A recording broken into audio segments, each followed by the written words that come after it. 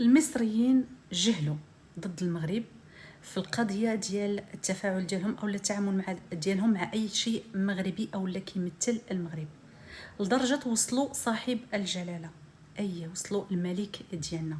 هذا هو الموضوع اللي غادي نهضر عليه، لان دابا زايدين من حاجه لحاجه.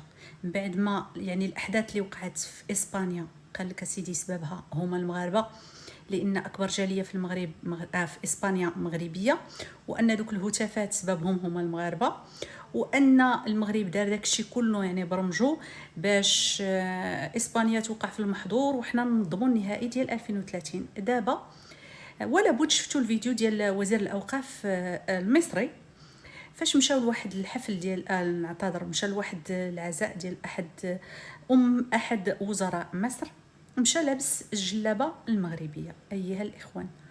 وفاش مشى دار هذا الموضوع هذا واحد الضجه خلقها بشكل كبير بزاف. ما بغاوش، قالوا يعني واش مصر ما عندهاش الزي ديالها التقليدي باش يلبسوه؟ هو كيمثل يعني دوله ويمثل الجانب السياسي، راه وزير ماشي اي واحد عادي، علاش يلبس هذا الزي؟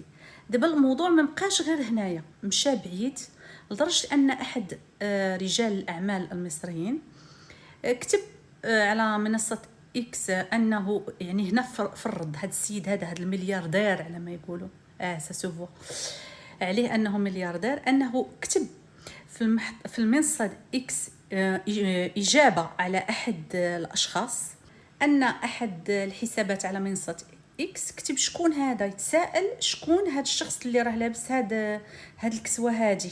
وراكم عارفين التساؤل ماشي بريء. وجا الرد من احد المليارديرات بين قوسين المصريين اللي سميتو نجيب ساويرس جو كخوا، نتمنى نكون نطقت سميتو نيشان. رد عليه قال له هذا ملك المغرب.